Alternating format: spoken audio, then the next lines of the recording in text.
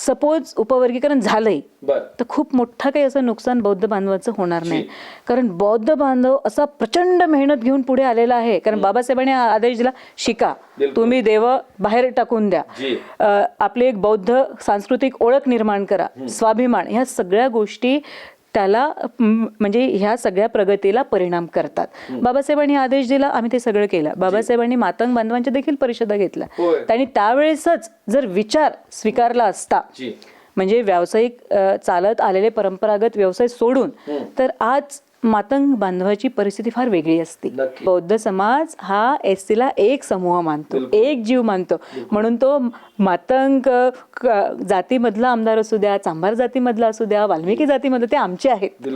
म्हणजे पण तुम्ही बौद्ध असल्यानंतर म्हणजे कसं, तुम्ही उमेदवारी, हे सगळं मतदारसंघामुळे झालेलं आहे बरं. त्यावेळेस जर आम्हाला म्हणजे जे पुणे कराराने आमचं एवढं मोठं नुकसान केलंय, खऱ्या अर्थाने जे 2 वोटचं होतं, म्हणजे दलित समुदायातून जाणारा प्रतिनिधी आणि ओपन वर्गामधून, म्हणजे स्वतंत्र मतदारसंघ न मिळाल्यामुळे त्याची खंतही बाबासाहेबांना होती. आणि म्हणूनच त्याचा आजपर्यंत आपण निषेध करत आहोत आणि पुढेही करत राहू.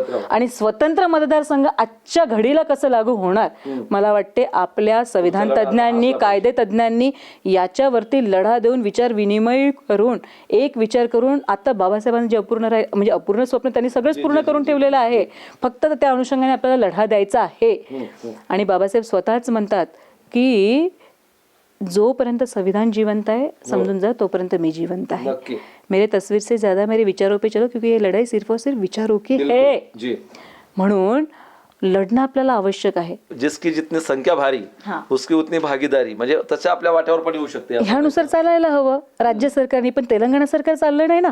म्हणजे माला आणि मादिगामध्ये वाद सुरू झाला, तिकडे युपीला तर वाद सुरू झालेला आहे. अनुसूचित जाती म्हणजे लोकसंख्येच्या आधारावरती प्रतिनिधित्व त्यांना दिलं नसल्यामुळे, तितके टक्के रिझर्वेशन न मिळाल्यामुळे, ठीक आहे. आणि तसाच वाद होण्याची भीती आहे. दुसरं म्हणजे बघा, आता याच्यावरती आपण उपाय सुचवू. आता हे आपल्याला थांबवायचं कसं आहे, उपवर्गीकरण जर झालं तर ते लोकसंख्येच्या आधारावरती, आणि जर तुम्ही सर्वात मोठी बौद्धांची इथे धर्मांतरित बौद्ध म्हणा, महारांची संख्या म्हणा, जर 95 लाखापेक्षा म्हणजे जवळपास 1.5 करोडच्या घरामध्ये जर येत असेल, लोकसंख्येच्या आधारावरती द्या तुम्ही, आणि उपवर्गीकरण करा. आणि जर तुम्ही तसं केलं नाही, म्हणजे मातंग आणि बौद्धांमध्ये वाद निर्माण होणार नाही का, हेच ह्या सरकारला करायचं आहे. आम्हाला यांचे षडयंत्र समजणारा, बघा, हा जो संघर्ष आहे हा ब्राह्मणवाद आणि बौद्ध संस्कृती याच्यामधील संघर्ष आहे. उपवर्गीकरण हे त्याचंच फळ आहे, हे लक्षात घ्या. याचं सगळं मूळ याच्यामध्ये आहे. ठीक आहे. असं म्हणतात की बघा हा जुता फक्त BR गवईंवरती आहे, त्यांच्या साईडनी बसणाऱ्या जस्टिसवरती नाही, म्हणजे ते दुसऱ्या जातीचे. आणि म्हणूनच एवढ्या मोठ्या प्रमाणात अनुसूचित जातीचा समुदाय आणि खास करून बौद्ध, ज्यांना अत्यंत आदर साहेबांविषयी होता, तर ते आला पुढे. म्हणजे कुठलंही तुम्ही बेनिफिट त्यांना दिलं नाही, तरी सुद्धा आपल्या व्यक्तीवरती हा असा अन्याय झालेला आहे. म्हणजे मी तुम्हाला सांगते, मी स्वतः त्याच्यामध्ये घसा कोरडा होईपर्यंत हा संविधानाचा अवमान आहे. ते अनुसूचित जातीचे असल्यामुळे हे सगळं करण्यात आलेलं हे फार मोठं RSS प्रणित षडयंत्र आहे. आजही जाती व्यवस्था मजबूत करण्यासाठी सगळं होतं. सर्वोच्च न्यायालयाच्या CJI वरती जर जुताफेक प्रकरण होत असेल तर सर्वसामान्यांची काय गंती, हे वेळीच थांबवायला हवं. की रिझर्वेशन हे आमचं सोशल कॅपिटल आहे, सामाजिक भांडवल आहे. त्याच्या मागची कॉन्सेप्ट आपण समजून घेतली पाहिजे. ते केवळ गरिबी हटवण्याचा नाहीये, आर्थिक निकष असू शकत नाही. गरिबी हटविण्याचा हा कार्यक्रम नाही आहे, तर हा देशाच्या विकासाला, राष्ट्र घडविण्याचा हा उपक्रम आहे. आणि गरिबी हटवण्यासाठी अनेक योजना आहे, घरकुल योजना आहे, स्वस्त धान्य योजना आहे. तर तिथं हे सरकार खूप, म्हणजे जिथं शिक्षण पाहिजे, आरोग्य हवं, तिथं नाही.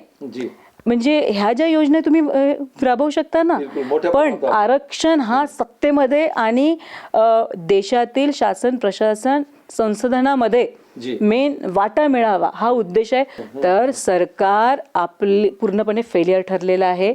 नोकऱ्या देण्यामध्ये अतिशय शेवटच्या घटकापर्यंत त्यांनी शिक्षण पोहोचवलेलं नाही आणि रिझर्वेशनच्या धोरणावरती घाला घातलेला आहे. उपवर्गीकरण हे त्याचंच त्यांनी खूळ काढलेलं आहे. कारण स्वतःच्या अपयशावरती त्यांना पडदा टाकायचा होता.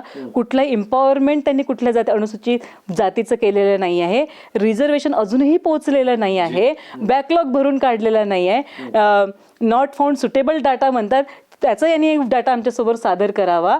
आणि हे सगळ्यावरती पडदा टाकण्यासाठी उपवर्गीकरणचं एक खूळ आणलेलं आहे. असंही म्हणजे उपवर्गीकरण आम्ही होऊच देणार नाही. आणि क्रिमिलेअर तर फार दूरचा म्हणजे भाग आहे. पण जर उपवर्गीकरण झालंच तर अजूनही न्यायालयाचा मार्ग मोकळा आहे.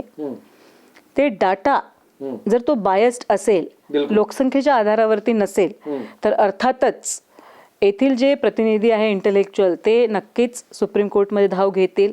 पण आमचं हे म्हणणं आहे की सर्वोच्च न्यायालयाने सगळा इतिहास आणि सगळा डाटाच्या आधारावरती ॲट्रोसिटीज किती झालेला आहे NCRBचा डाटा चेक करावा, कॅटचा डाटा चेक करावा, नोकऱ्यामध्ये किती प्रतिनिधित्व मिळालेलं आहे, शिक्षणामध्ये किती प्रतिनिधित्व मिळालेलं आहे, ह्या सर्वांचा सांगोपांग अभ्यास करून मग त्याच्यावरती बोलावं. तो निर्णय आम्हाला मान्य राहील. मग जर तो उपवर्गीकरणचा असेल तरी मान्य राहील. पण तुम्ही याच्यामध्ये डाटाच दिला नाही तर मग तो मान्य कसा? म्हणून आता विधान भवन, प्राईम मिनिस्टरच्या ऑफिसवरती किंवा इतर ठिकाणी हे मोर्चे नेण्यापेक्षा मला असं वाटतं we the people of India, आपल्याला अभिव्यक्ती स्वातंत्र्य दिलेलं आहे, याच्यानंतरचे मोर्चे जर संविधानाचं उल्लंघन करून जाती जातीला तोडण्यासाठी, मनुवाद मजबूत करण्यासाठी जर निर्णय येत असेल तर मला असं वाटतं याच्यानंतरचे मोर्चे हे सुप्रीम कोर्टावरती न्यायला हवे. दर्शकांनो, जय भीम नमो बुद्धाय. आपण पाहताय लॉर्ड बुद्धा टेलिव्हिजन आणि लॉर्ड बुद्धा टेलिव्हिजनच्या विशेष कार्यक्रमामध्ये आपल्या सर्वांचं स्वागत आहे. मी प्राध्यापक गजेंद्र गवई. आपल्या सगळ्यांना माहीत असेल की मी जेव्हा एखाद्या विशेष कार्यक्रमाच्या अनुषंगाने येतो तेव्हा तो विषय तसाच विषय असतो आणि विषयच असतो. कारण आपल्या सगळ्यांना माहीत असेल या ठिकाणी की आता संपूर्ण महाराष्ट्रामध्ये एक विषय जो वैचारिक थैमान या ठिकाणी घालते आहे, लोकांना विचार करायला भाग पाडते आणि तो महत्त्वाचा विषय आहे की आज या ठिकाणी महाराष्ट्रामध्ये खऱ्या अर्थानं अनुसूचित जाती SC प्रवर्गामध्ये उपवर्गीकरण करण्याचा या ठिकाणी अनेक लोकांच्या डिमांड्स आहेत आणि त्या पद्धतीनं ती मागणी होते आहे. काल परवा झालेल्या हिवाळी अधिवेशनामध्ये या ठिकाणी काही संबंधित MLC आमदार या लोकांनी विधानभवनाच्या परिसरामध्ये फलक या ठिकाणी दाखवले गेले की उपवर्गीकरण या ठिकाणी लागू झालं पाहिजे. आणि म्हणून SC प्रवर्गामध्ये हे उपवर्गीकरण काय आहे, या उपवर्गीकरणामुळे काय होणार आहे, कुणाला लाभ होणार आहे, कुणाचा तोटा यामध्ये होणार आहे. आणि गेली 75 वर्षे भारतीय संविधानाला या ठिकाणी होत आहे. अतिशय चांगल्या पद्धतीनं जगातलं सर्वात मोठं असणारं देशाचं संविधान आणि खरं तर या देशातल्या संविधानाने या देशातल्या प्रत्येक माणसाला, शोषित वंचित पीडित घटकाला न्याय हक्काच्या संदर्भात या ठिकाणी खूप मोठी उपलब्धी करून दिली. प्रत्येकाला राईट टू जे वेगवेगळ्या प्रकारचे अधिकार आहेत ते अधिकार देण्याचा प्रयत्न केला. आणि हे असं असतानाही आज कोणीतरी हा विषय मांडण्याचा प्रयत्न करतोय. उपवर्गीकरण खरं तर 1975 पासून उपवर्गीकरणासंदर्भातल्या वेगवेगळ्या प्रकारच्या स्तरावरती चर्चा या ठिकाणी झालेल्या आहेत. अनेक सुप्रीम कोर्टापर्यंत या ठिकाणी त्याच्या याचिकासुद्धा दाखल करण्यात आलेल्या आहेत.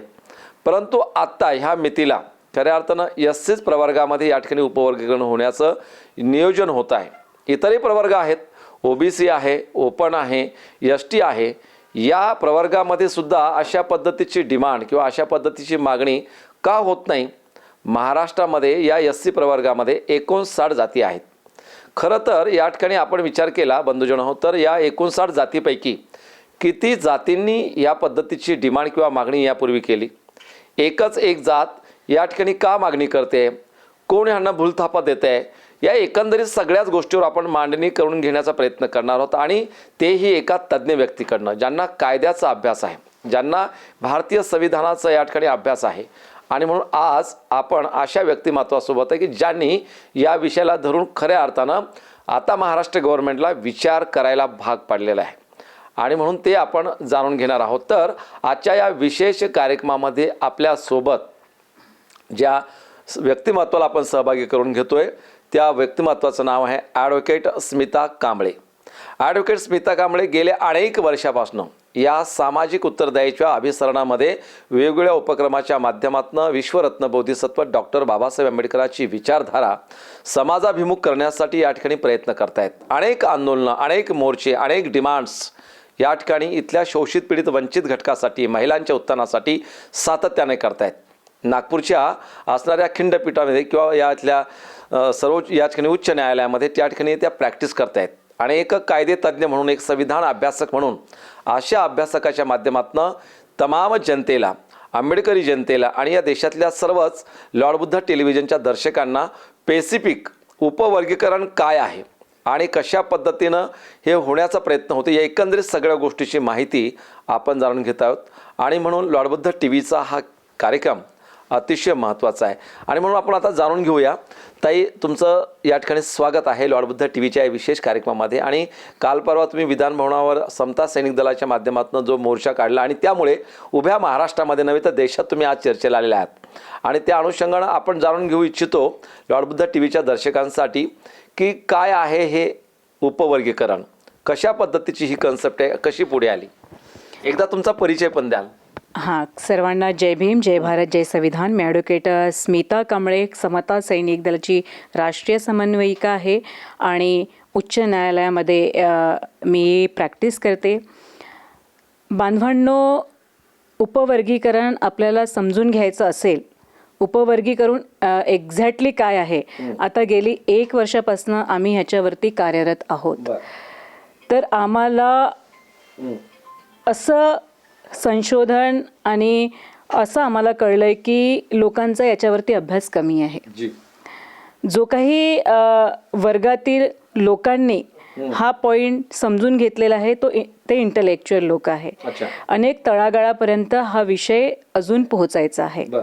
तर सांगण्याचं तात्पर्य हे आहे की उपवर्गीकरण म्हणजे कोट्यामध्ये कोटा हे का लागू केलंय. सुप्रीम कोर्टचा जो 1 ऑगस्टला 2024ला जे जजमेंट आलेला आहे तो निर्णय काय आहे हे आपण समजून घेतलं पाहिजे. आणि ह्या सगळ्या गोष्टीची उकल करण्यासाठी रिझर्वेशन काय आहे, डॉक्टर बाबासाहेब आंबेडकरांची रिझर्वेशन मागची कॉन्सेप्ट काय आहे हे देखील आपण समजून घेणं तेवढंच महत्त्वाचं आहे.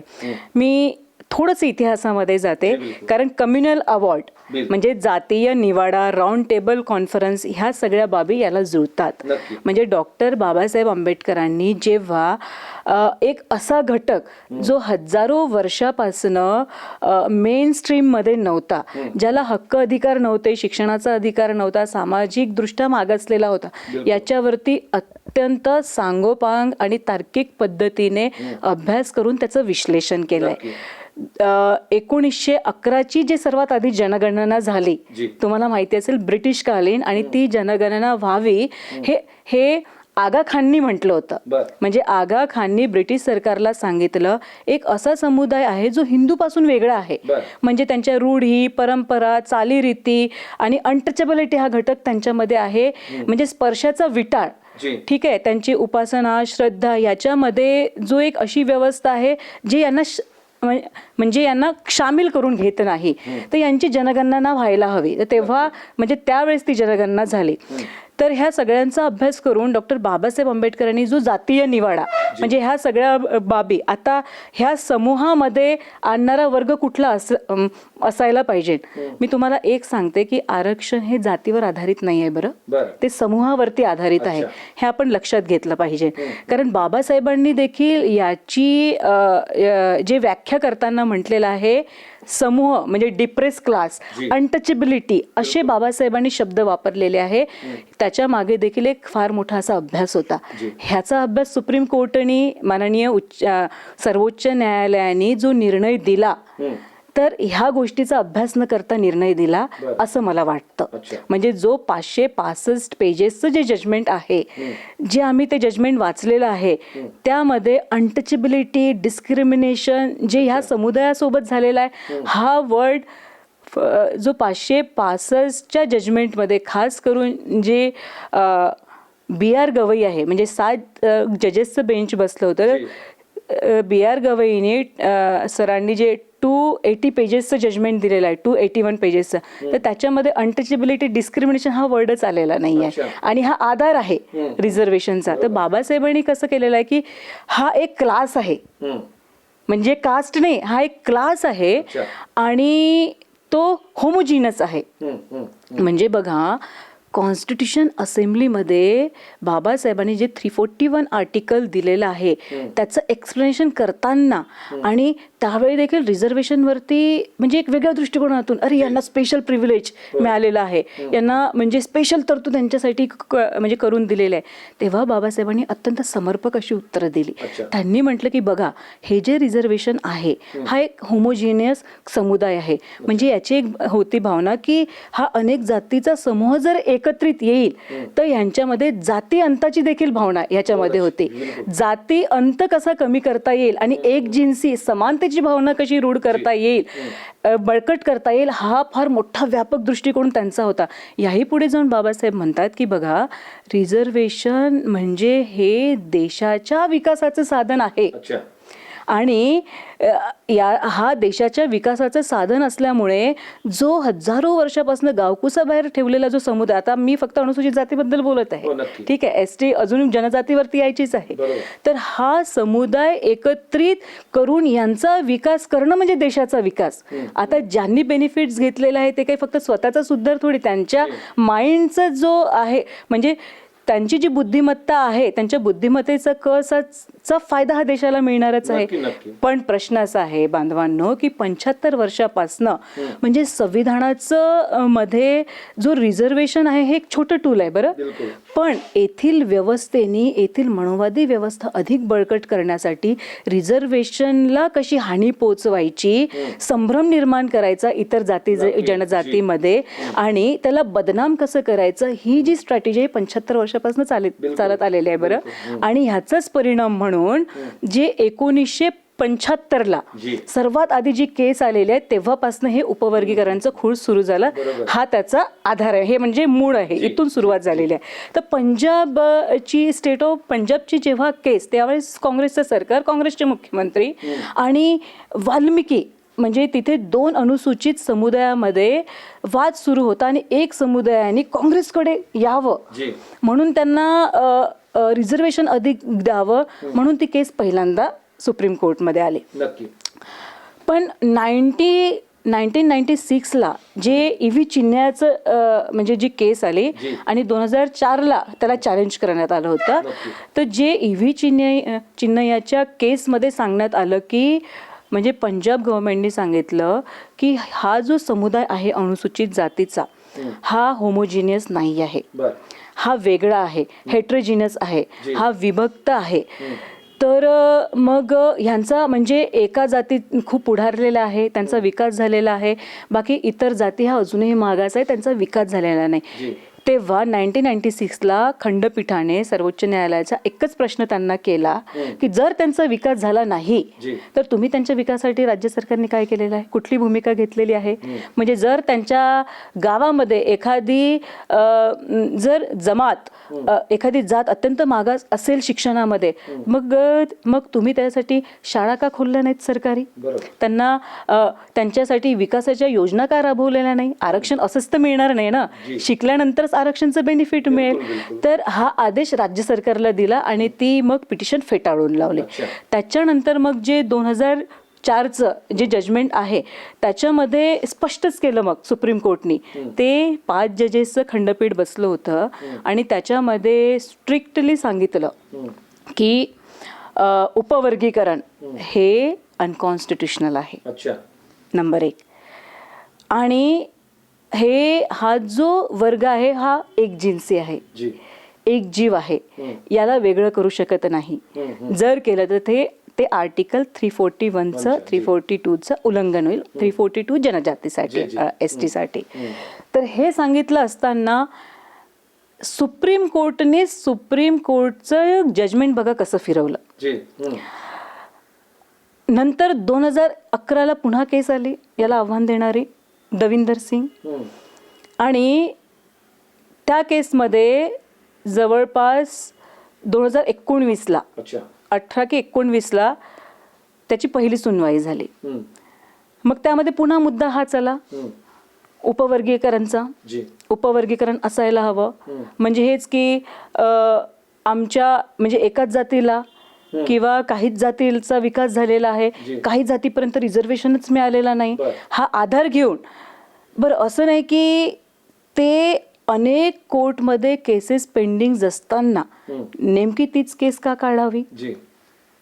आणि ती केस काढल्यानंतर 1 ऑगस्ट 2024ला अंतिमता असा निर्णय दिला सुप्रीम कोर्टनी, 6 वर्सेस 1, 1 बनाम 6 बनाम 1. म्हणजे त्यामध्ये त्यावेळेचे माजी CJI DY चंद्रचूड साहेब, त्याच्यानंतर Bela Trivedi, justice BR Gavai, justice Mittal, justice Sharma आणि मिश्रा असे 7 जजेसनी मिळून हे जजमेंट दिलेलं आहे 565 पेजेसचं. आता त्याच्यामध्ये 140 पेजेस जे आहे ते जस्टिस DY चंद्रचूड यांचे होते. तर त्यांनी असं म्हटलं की त्यांनी म्हणजे फायनलीच असं स्टेटमेंट दिलं त्यामध्ये की हा एकसंघ नाही आहे. म्हणजे 2004चं जे EV चिन्नयाच्या जजमेंटला आव्हान देणारं ते स्टेटमेंट आहे, जिथे सांगितलं की समानता, एकजीव हा वर्ग आहे, आणि त्यांनी म्हटलं की अजिबात नाही. याही पुढे जाऊन त्यांनी हा अधिकार राज्य सरकारला दिला. आता ज्युडिशियरीचं काम आहे की ज्युडिशरी संदर्भात म्हणजे न्यायालय जे हे प्रकरणं येतात त्याचा अर्थ लावणे आणि न्याय देणे, न की संसदेच्या अधिकारामध्ये हस्तक्षेप करणे किंवा राष्ट्रपतीच्या अधिकारामध्ये हस्तक्षेप करणे. ॲज पर माय नॉलेज, कारण कसं आहे की इंटरप्रिटेशन फक्त माननीय सर्वोच्च न्यायालयच करू शकते असं नाही, ती सर्वसामान्य जनता देखील करू शकते. हा अभिव्यक्ती स्वातंत्र्याचा आपल्याला अधिकार संविधानाने दिलेला आहे, बिकॉज प्रिएम्बलमध्येच लिहिलेलं आहे with the people of India. त्या अनुषंगाने आम्ही हे इंटरप्रिटेशन करू शकतो. कारण सर्वोच्च न्यायालयाने असं म्हटलं की हा राज्य सरकारला अधिकार, म्हणजे तुम्ही एम्पेरिकल डाटा तयार करा, कुठली जात मागास राहिलेली आहे तो डाटा सादर करा, त्याच्यानंतर तो आणखी न्यायालयाच्या माध्यमातून न्यायिक निवाडा म्हणजे तो सगळा तपासला जाईल. पण सांगण्याचं तात्पर्य हे आहे की हा तर राष्ट्रपतीचा अधिकार आहे, आणि संसद म्हणजे कुठली अनुसूचित त्या सूचीमध्ये शेड्यूल कास्टमध्ये कुठली जात समाविष्ट करायची किंवा ती काढायची, हा कायदा बनवण्याचा अधिकार संसदेला आहे आणि त्याच्यावरती शिक्कामोर्तब करण्याचा अधिकार राष्ट्रपतीला आहे. तर याचं एक तर उल्लंघन झालेलं आहे आर्टिकल 341. मी तुम्हाला शॉर्टमध्ये सांगते कारण बरेच मुद्दे अजून सांगायचे आहे. शिवाय तुम्ही जर ते जजमेंट वाचणार फक्त बेला त्रिवेदी यांचं सोडलं तर अत्यंत समर्पक रिसर्च पूर्ण संविधानाचा आधार घेऊन आणि EV चिन्नयाच्या जजमेंटचा आधार घेऊन त्यांनी ते दिलेलं आहे. भलेही त्या सचिव म्हणजे नंतर त्या मोदीच्या सचिव होत्या वाटतं गुजरातमध्ये, त्यांचा जो डाटा काढण्यात आला, पण प्रत्येकच व्यक्तीचा संघीय यांनी काही प्रेरित होत नाही. अनेक असे लोक जे आपला न्यायालयामध्ये जे आपला स्वतंत्र विचार ठेवतात आणि घटनेला अनुसरून न्यायदान करतात. तर सांगण्याचं तात्पर्य, आणि यांनी जे दिलेलं आहे 265च्या जजमेंटमध्ये डिस्क्रिमिनेशन अनटचेबिलिटी वर्डच नाही आहे.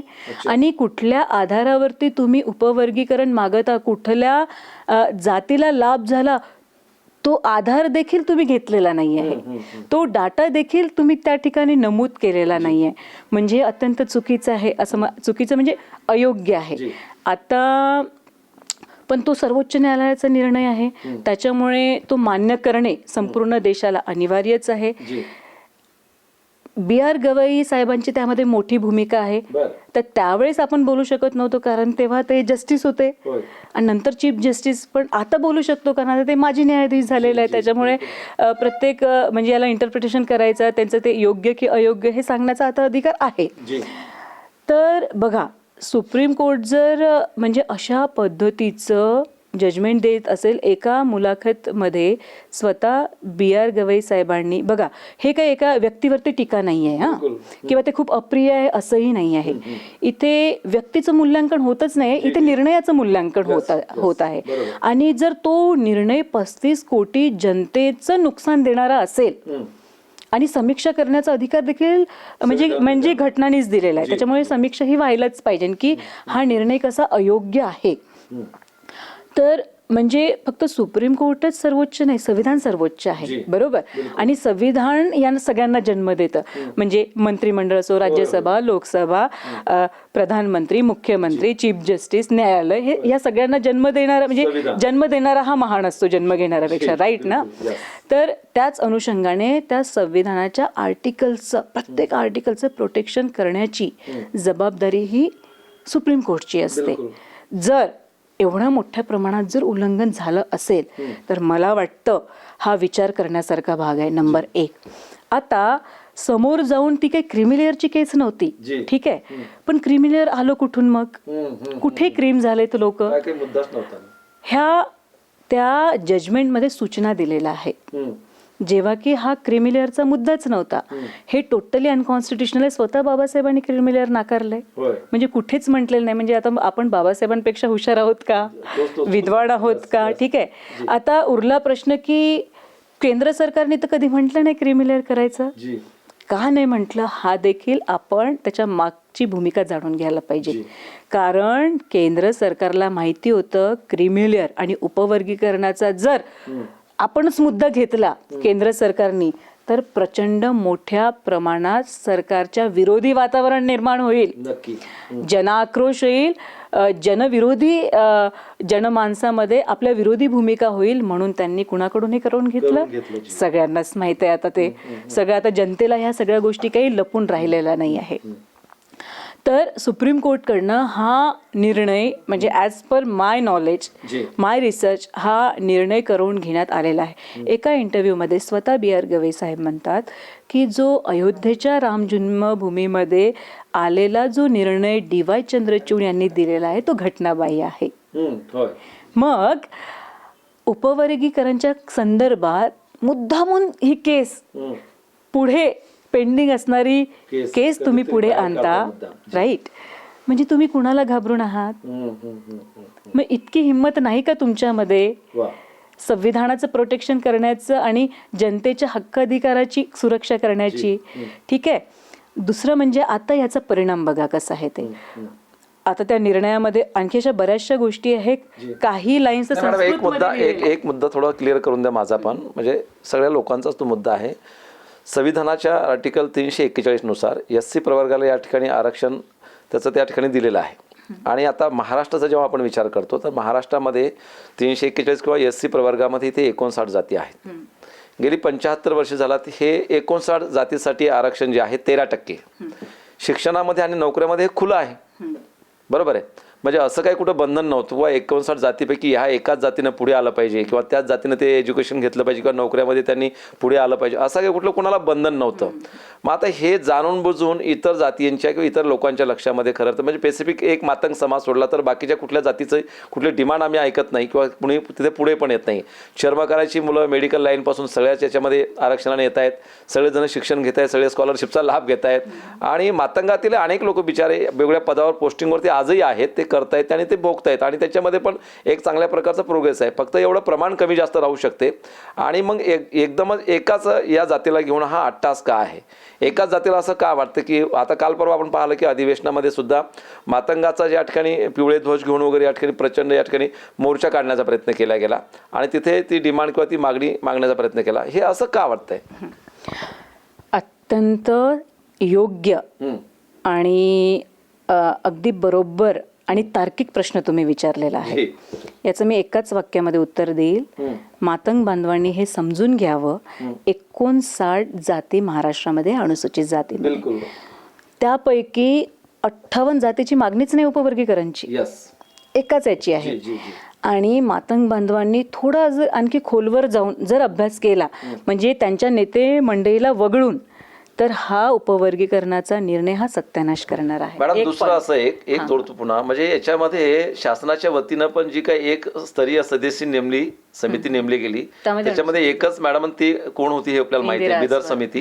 दुसरा मुद्दा, अभ्यास करण्यासाठी काही इतर स्टेटमध्ये काही लोक पाठवले होते, त्या समितीमध्ये टोटली या ठिकाणी मातंगाचीच लोक होती. हे काय मग 59 जातीच्या एका जातीला तुम्ही या पद्धतीने प्रोग्रेस करताय किंवा त्यांना पुढे करताय, आणि बाकीच्या मग 58 जातीचं काय, त्यांना का नाही समितीमध्ये त्या लोकांना घेतलं, हाही प्रश्न महत्वाचा आहे ना.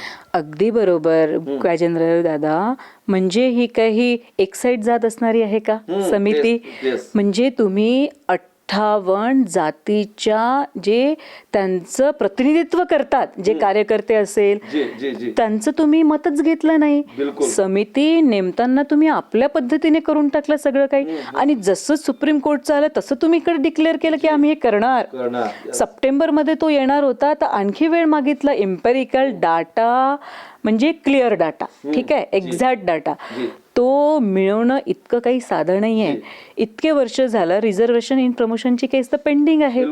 एम्पेरिकल डाटा किती वेळा सर्वोच्च न्यायालयाने मागितलेला आहे महाराष्ट्र सरकारला, तो का नाही करत आहे? आणि इमिडिएट हा निर्णय आल्याच तुम्ही तयार झाले.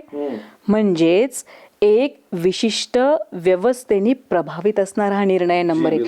आता मी जे स्टेटमेंट करणार आहे पुढे दादा, ते अत्यंत जबाबदारीने करणार आहे. जे तुम्ही प्रश्न विचारला त्या सगळ्यांची उत्तरं त्याच्यामध्ये आहे. हा सर्वोच्च न्यायालयाचा निर्णय मनुवाद मजबूत करणारा आहे. तो कसा? सुप्रीम कोर्टचा निर्णय समानतेला आधारित नाही आहे. आत्ताच्या हिवाळी अधिवेशनमध्ये जे त्यांच्या आमदारांनी अबकडं व्हायला पाहिजे, त्याचा आधार त्यांच्याकडे आहे का? कुठल्या डाटावरती ते व्हायला पाहिजे? अजूनही आनंद बदर कमिटीचा रिपोर्ट आलेला नाही आहे. कुठल्या आधारावरती? म्हणजे ही मातंग बांधवाची दिशाभूल करणारे हे प्रतिनिधी आहे, जे लोकप्रतिनिधी आहे. म्हणजे ज्या दिवशी त्यांनी ते फलक घेऊन, हा तर म्हणजे आम्ही हे सगळं लक्षात ठेवू, म्हणजे अनुसूचित जातीमधल्या ज्या 58 जाती आहे हे नक्कीच त्यांना धडा शिकवेल. कारण जातीमध्ये कशी विभागणी होईल हे कुठून षडयंत्र आलेलं आहे हे आता काही लपून राहिलेलं नाही. खरं तर त्या 4 आमदारांमध्ये म्हणजे या 58 किंवा 59 जातीपैकीचा असा एक आमदार असा होता की अक्षरशः त्या जातीचा तो नाही आहे. आम्ही त्यांच्याही संदर्भात चर्चा केली, इंटरव्ह्यू केला त्यांचा, त्यांनाही प्रश्न निर्माण केले. म्हणजे अक्षरशः त्यांनाही कळालं की हे आपण याच्यामध्ये कसं काय पडलो म्हणून. म्हणजे तुम्हाला दुखणंच नाही तर तुम्ही औषध मागणारे कोण, हु आर यू, असा प्रश्न निर्माण केला. एक्झॅक्टली. तर अशा पद्धतीचं जे काही एक समानतेचं वातावरण आहे अनुसूचित जातीमध्ये, जे 4 आमदारांनी वर्गीकरण व्हायला पाहिजे, आणि ज्या पद्धतीने मातंग बांधवांना त्या जनतेला भडकविण्यात येते, याच्यासाठी जबाबदार हे लोक आहे. मग ही कुणाची पिलावळ आहे? ही तिथे जाऊन हेगडेवारच्या दर्शनासाठी जातात, तिथून त्यांना आदेश येत असतो हेडक्वार्टर मधून, आणि तो आदेश स्वतःच्या स्वार्थापोटी किंवा स्वतःला पद मिळण्यासाठी मातंग बांधवांना ते वेठीस धरतात. जोपर्यंत मातंग बांधव त्यांचे हे षडयंत्र आणि त्या भूलतापाला जर बळी पडला तर मी सांगते फार मोठं नुकसान. म्हणजे अनुसूचित जातीमधला जो बौद्ध प्रवर्ग आहे तो मातंग बांधवांना घेऊन म्हणजे चालत आलेला आहे. त्यांना हा विचार पेरत आहे की बाबा रे बघा, हे जातीच्या भिंती आणि हे मनुवादाला पोषित असणारी व्यवस्था निर्माण करणारा हा निर्णय आहे, ज्याला तुम्ही बळी पडू नका. तरी सुद्धा अभ्यास कमी असल्यामुळे म्हणजे त्यांच्यामध्ये जे 35,000 झालेले, म्हणजे डाटानुसार 2022-23 जो डाटा आहे त्याच्यानुसार जे बौद्ध बांधव मातंग बांधव जे बौद्ध झालेले ते त्यांना सांगतही आहे. परंतु त्यांना म्हणजे हे जे प्रतिनिधी आहे त्यांनी त्यांच्या डोक्यामध्ये एवढं खुळं भरून ठेवलेलं आहे की आता हे त्यांच्या, कारण आम्ही त्या दिवशी विधान परिषदेवरती जो आम्ही मोर्चा नेलाय आणि निवेदन दिलं संजय शिरसाट सरांना, त्याच्या साईडलाच वर्गीकरण व्हावं म्हणून ते निवेदन घेऊन आले होते. आम्हाला आश्चर्य, मी त्यांना समजावून सांगत आहे की ह्याचे परिणाम काय होणार आहे. आता तर तुम्ही 13% खेळत आहात, मग तर तुम्ही फक्त 1 आणि 2% खेळणार, ते तुम्हाला मिळणार नाही. म्हणजे तुम्ही शून्यामध्येच खेळणार. मी त्यांना समजावून सांगितलं. आजच्या परिस्थितीमध्ये मॅडम खरं म्हणजे आता एक बोलण्याचा विषय आहे. जर आपण आता विचार केला, आज आपल्याला माहिती की या ठिकाणी जवळजवळ महाराष्ट्रातल्या 62,000 प्राथमिक शाळा त्या बंद होत आहेत. शिक्षण सगळं खाजगी झालेलं आहे, नोकरी भरती तर टोटल थांबलेली आहे. मग आता हे आरक्षण, रिझर्वेशन किंवा वेगळं अबकडं हे कशाच्या अनुषंगाने मागतात आणि हे मिळाल्यानंतर कुठे भरती होणार आहे, कुठे शिक्षणाच्या संधी राहणार आहे, म्हणजे विचार करण्यासारखा आहे. तुमचा ना याच्या आधी जो एक प्रश्न होता, म्हणजे विकास झालेला असं एकाच जातीवरती आरोप करण्यात येतो अशा पद्धती. तर विकास हा फक्त काही आरक्षणामुळे झालेला नाही, त्याला अनेक घटक जबाबदार आहे. ठीक आहे, आरक्षणाचा अर्थ म्हणजे हा फक्त काही शिक्षण आणि नोकरी मिळवण्यासाठी नाही, तर ह्या देशातील सत्तेमध्ये वाटा आणि मेन साधन संपत्तीमध्ये वाटा, ते अजूनही कॉन्सेप्ट फुलफिल झालीच नाही, हा एक प्रश्न आहे. आणि जो दुसरा प्रश्न आहे की आमच्या हिस्स्याचं आरक्षण खाल्लंय, याला कुठलाही आधार नाही आहे. मला आश्चर्य वाटतं, सर्वोच्च न्यायालयाच्या पदावरती विराजमान असणाऱ्या व्यक्तींनी हे स्टेटमेंट करावं आणि तेही स्टॅटिस्टिकल कुठलाही डाटा उपलब्ध नसताना. बघा, बाबासाहेब जे काही रिझर्वेशन, जे काही बोलायचे संसदेमध्ये, ते डाटाच्या आधारावरती बोलायचे. विदाऊट डाटा ते म्हणजे एकही पॉइंट ठेवायचे नाही. तुम्ही डाटा नसताना केवळ हवेत बोलता, म्हणजेच तुम्ही दिशाभूल करणारा निर्णय दिला आणि संभ्रमाची परिस्थिती आता निर्माण झालेली आहे लोकांमध्ये. म्हणून कोणीही कोणाच्या हिस्स्यामधलं आरक्षण खाल्लेलं नाही आहे. मला पुन्हा एक मुद्दा इथे महाराष्ट्र गव्हर्नमेंटचा जाणवतो मॅडम. खरं तर इथे सुरुवातीपासूनच या ठिकाणी हे नियोजन केलं. एक मिनिट ऐका ना थोडंसं. तुम्ही म्हटलेलं की नोकऱ्या शिक्षणमध्ये आता जिथे कंत्राटी पद्धत झालेली आहे तिथे कुठे रिझर्वेशन आहे? म्हणजे तुम्ही विचार करा, रिझर्वेशनचा फायदाच मिळालेला नाही. मातंग बांधवांनी कायसाठी म्हणजे आपला लढा लढायला पाहिजे, ते तिथे मुद्दा घेऊन आले. त्यांचे हे जे प्रतिनिधी आहे, जे नेते मंडळी आहे, ते असे फलक घेऊन अबकडा करा म्हणून. अरे कुठे खेळणार तुम्ही अबकडा? कुणाचं अबकडा तुम्ही करणार? इथे शाळा बंद होत आहे, तुम्हाला शिक्षण नाही, तुमच्यासाठी पॉलिसीज राबवल्या जात नाही तुमच्या विकासासाठी. ठीक आहे, तुमच्यापर्यंत त्या पॉलिसीज पोहोचू दिल्या जात नाही. रिझर्वेशन तर दूरचीच गोष्ट झाली. हा एक पॉईंट झाला. दुसरं म्हणजे कंत्राटीमध्ये कुठे आहे? म्हणजे जिथे रिझर्वेशनच नाही, रिझर्वेशन संपवण्याचा घाट ओतला आहे, हा फक्त जातीमध्ये विभागून ठेवत आहे. आणि तिथे जे आहे, आता बघा इथे म्हणजे आपल्याला रिझर्वेशन दिलेलं आहे अनेक. जसं आता तुम्ही बंजारा समाज घ्या, बंजारा, वंजारी, धनगर, त्यांना सेपरेट 2% 3% आरक्षण असून सुद्धा आम्हाला एसटी मध्ये टाका, आम्हाला ओबीसी मध्ये टाका, ते मराठा म्हणते आम्हाला ओबीसी मध्ये टाका. अशा प्रकारचं सगळं वातावरण सुरू असताना देखील तुम्हाला 13% मिळालेलं आहे ना, तरी तुम्ही 2% 3% असं भांडता. तुम्हाला शून्य, म्हणजे तुम्ही शून्यासाठी लढत आहात. म्हणजे तुम्ही अबकडं नाही, 0 अ 0 ब 0 क 0 डी. म्हणजे हे जे 4 आमदार आहे त्या दिवशी फलक घेऊन होते, पूर्ण मातंग कम्युनिटीचा सत्यानाश करायला निघालेला आहे, त्यांच्या विकासाचा मार्ग अडवायला निघालेला आहे. सुप्रीम कोर्टचं जे जजमेंट आलेलं आहे, सुप्रीम कोर्टने आदेश दिला असता राज्य सरकारांना, जे 1996ला चिन्हयाच्या जजमेंटमध्ये होतं की यांचा विकास झाला नाही, तुम्ही म्हणता की यांना लाभ मिळाला नाही, तर त्यांचा लाभ मिळण्यासाठी तुम्ही सरकारी शाळेचा विकास केलाय का? त्यांच्या गाळा म्हणजे प्रत्येक शेवटच्या घटकापर्यंत वंचित घटक जो राहिलेला आहे, तुम्हाला तर जाती देखील माहिती नाही. सुप्रीम कोर्टनी जाती मागवल्या का? 59 जाती. त्यांची संख्या किती आहे ते मागवली का? 75 वर्षामध्ये त्यांचा विकासाचा इंडेक्स मागवला का? ह्या सगळ्या बाबी बघायला पाहिजे होता की नाही? म्हणजे इथे फक्त अबकडचं हे जे एक वातावरण तयार करण्यात आलेलं आहे, सांगण्याचं तात्पर्य असं आहे की तुमच्या जाणाऱ्या नोकऱ्या आधी वाचवा. मातंग बांधवांनी जो बॅकलॉग भरला गेलेला नाही आहे, जो नॉट सुटेबल फाउंड, आतापर्यंत 75 वर्षापर्यंत आमच्यावरती जे तुम्ही कॅन्डिडेट ते सुटेबलच नाही म्हणून IFS असं म्हणतात ना, नॉट फाउंड सुटेबल कॅन्डिडेट, तो डाटा तुम्ही का मागितला नाही? बॅकलॉग भरण्यासाठी तुम्ही आंदोलन का करत नाही? अरे वर्गीकरणपेक्षा ते आमचा बॅकलॉग का भरण्यात आला नाही त्यासाठी आंदोलन करा, श्वेतपत्रिका काढा, सरकारला मजबूर करा की त्यांची दालनं हालायला हवीत. पण ते तसं करणार नाही, कारण हे जे आहे विशिष्ट RSSच्या माध्यमातून प्रभावित झाले. आता बघा, मी तुम्हाला हे पुस्तक दाखवते. उपवर्गीकरणचा निर्णय याच्यातून आलेला आहे, जे बंच ऑफ थॉट्स, आणि हे अनुवाद केलेलं भारत राष्ट्र विरुद्ध हिंदू राष्ट्र, सगळ्याची मानसिकता याच्यामध्ये आहे. कारण याच्यामध्ये गोळवळकर म्हणतात रिझर्वेशन हे आर्थिक निकषावरती असायला पाहिजे. आता हे उपवर्गीकरण जे झालेलं आहे, मी तुम्हाला सांगते, याची अंतिमतः वाटचाल कशामध्ये होईल? परिणिती. याची अंतिमतः परिणिती रिझर्वेशनला जितकं बदनाम करण्यात येईल, जितकं संभ्रम निर्माण करण्यात येईल आणि अनुसूचित जातीला जितकं यांचं विघटन करून एकमेकांमध्ये द्वेष पसरवता येईल, तेव्हा त्यांचा मनोवाद मजबूत होईल, हे त्यांना माहिती आहे. आणि त्यासाठी पोषक वातावरण बनविण्यासाठी हा त्यांनी निर्णय दिलेला आहे आणि याची परिणिती जी आहे ते रिझर्वेशन संपविण्यामध्ये अलीकडच्या काळामध्ये होणार आहे. जी दर्शकांनो, खरं तर अतिशय महत्त्वपूर्ण विषयावरती या ठिकाणी ही मांडणी होत आहे. एक एक मुद्दा आणि एक एक पॉईंट आपण सर्वांनी शांतचित्तानं आपल्या भविष्याच्या भवितव्यासाठी येणाऱ्या पिढ्यांसाठी आजच्या या इंटरव्ह्यूमध्ये ऐकणं खूप गरजेचं आहे. आपल्यासोबत या ठिकाणी उच्च न्यायालयाच्या असणाऱ्या विधितज्ञ वकील ॲडव्होकेट स्मिता कांबळे आहेत आणि अभ्यासपूर्ण हे विवेचन या ठिकाणी होत आहे. आपल्या सगळ्यांना माहीत असलं पाहिजे, बाबासाहेब आंबेडकर त्या काळामध्ये महार आणि मातंग किंवा मांग ह्या कम्युनिटीला बाबासाहेब एक समजायचे, हेही आपल्याला माहीत असलं पाहिजे. बाबासाहेबांनी बौद्धांच्या किंवा महारांच्या परिषदांपेक्षा मातंगाच्या तब्बल 14 परिषदा घेतल्यात आणि त्या अनेक परिषदांमध्ये या समाजाला बाबासाहेबांनी रक्ताच्या नात्यामध्ये जोडण्यासाठी अट्टहास केला. एवढंच नाही, एका ठिकाणी बाबासाहेब आंबेडकर म्हणतात, जर मला स्वतःला मुलगी असती तर कदाचित मी मातंगाच्या घरी दिली असती. बघा, हे रक्ताचं नातं जोडण्याचा अट्टहास करणारा हा महामानव, हा महापुरुष संविधानाच्या माध्यमातून या जातीला वाऱ्यावर सोडलं नाही.